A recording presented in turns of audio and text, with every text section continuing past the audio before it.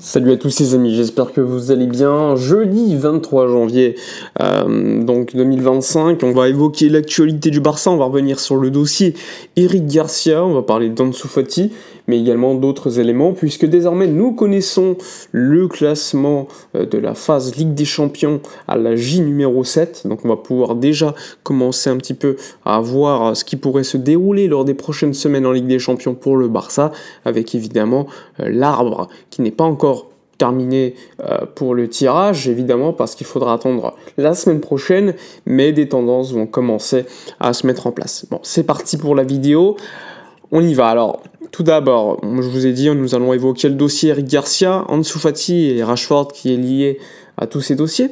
Alors pour faire simple, Eric Garcia, il y a quelques semaines, avait déjà discuté avec Gérone, il était plutôt ouvert à un départ dans l'autre club catalan, après un prêt l'année dernière qui s'était très bien déroulé. De l'autre côté, il y avait un autre club qui était très intéressé, il s'agissait de Côme, qui est un club très très riche en Italie, avec Fabregas, Sergi Roberto, etc. Donc les propriétaires sont très riches et commencent à investir. Ils ont pris Diao du Real Betis, ils veulent prendre Poulado de l'Espagnol, bref, il y a beaucoup d'Espagnols qui peuvent partir là-bas, et il y a donc Eric Garcia qui était désiré. Le Barça était en négociation très avancée avec Côme et Gérone et attendait d'une certaine manière un petit peu la décision finale d'Eric Garcia et surtout d'avoir le meilleur deal possible. Bon, depuis, Eric Garcia a quand même eu un apport assez important en sortie de banc. Bon, c'est quelque chose qu'on avait déjà constaté à de nombreuses reprises. Le problème pour le joueur, c'est qu'il voulait jouer absolument.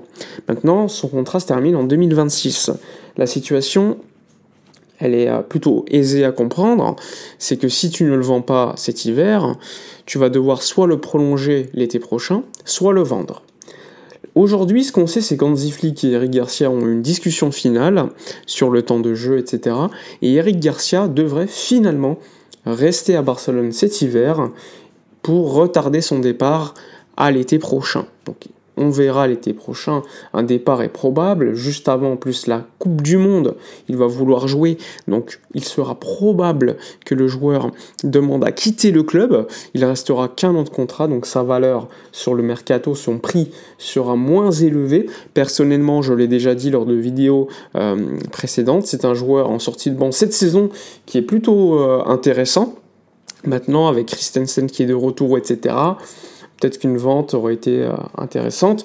Si le Barça le vend, ça sera l'été prochain, à probablement 7-10 millions d'euros, et on sait que des clubs seront intéressés, la Real Sociedad, Gérone, ou encore Côme, ou d'autres clubs encore, parce que je trouve que c'est un joueur qui est quand même plutôt sous-estimé, quand tu vois qu'il y a des joueurs qui vont dans des clubs de première ligue à 15-20 millions d'euros, alors que franchement, pour moi, ils ont moins de qualité qu'un Eric Garcia, ou de l'expérience même, bah, je trouve ça insensé, mais bon, on verra ce qui va se dérouler pour lui l'été prochain. En tout cas, cet hiver, pour l'instant, au 23 janvier, Eric Garcia devrait rester. Il y a également le sujet Ansu Fati. Donc Ansu Fati, lui aussi, a pris une décision, a discuté avec Hansi Flick, etc.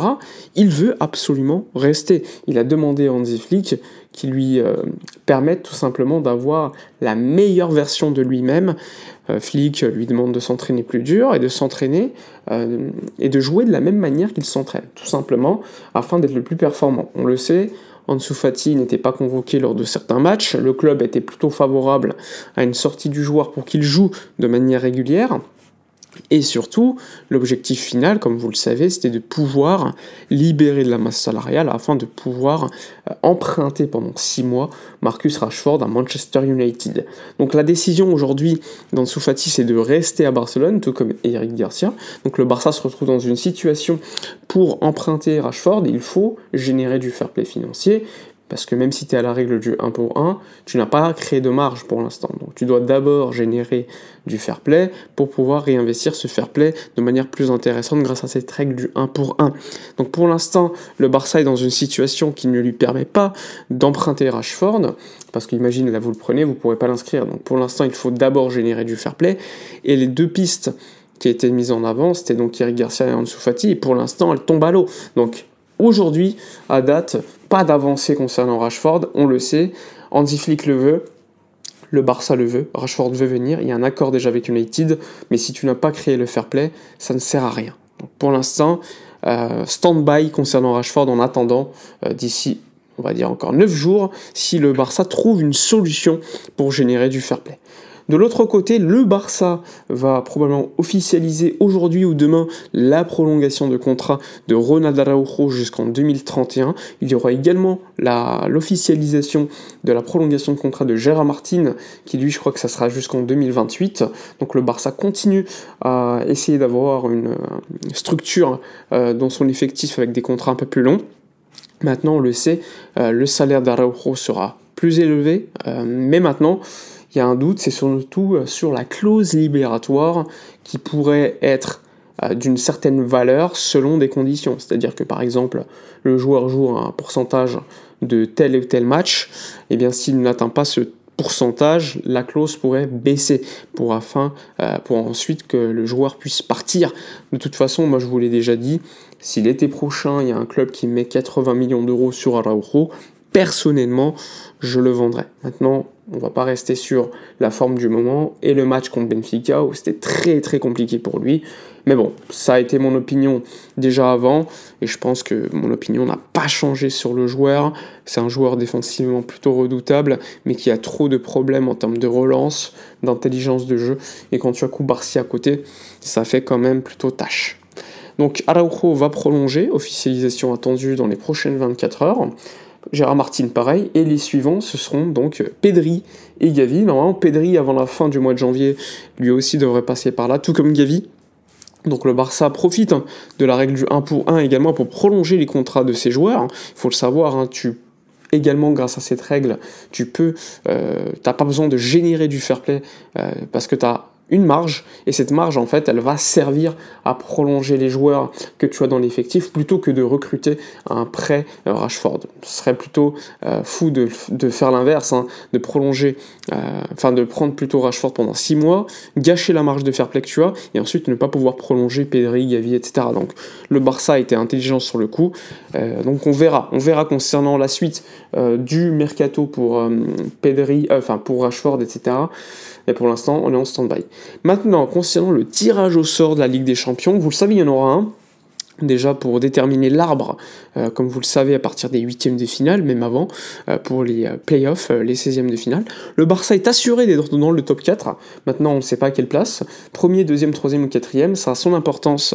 Déjà, si tu es premier ou deuxième, tu n'es pas dans le même côté de ce fameux arbre des tirages au sort. Et surtout, les premiers et le deuxième affrontent, je crois, le 16, 17, 18 ou 19e. Donc là aussi, ils vont se battre entre eux. Et nous, on jouera en 8e de finale contre l'une de ces équipes. Pour l'instant, c'est inutile de savoir quelle équipe termineront à ces places parce que peut-être que le Barça finira 3e ou 4e, par exemple. Et surtout parce qu'on ne sait pas comment le classement sera déterminé à la fin. Tout simplement, il reste une journée à jouer.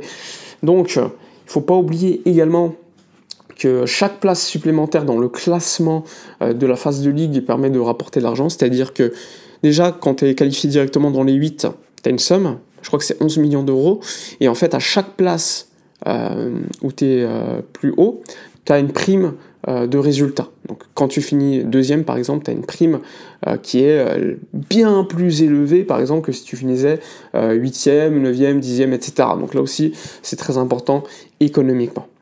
Voilà pour la vidéo de la journée. N'hésitez pas comme d'habitude à donner vos avis dans les commentaires, à liker, commenter, partager. Moi je vous dis à la prochaine et d'ici là comme d'habitude portez-vous bien.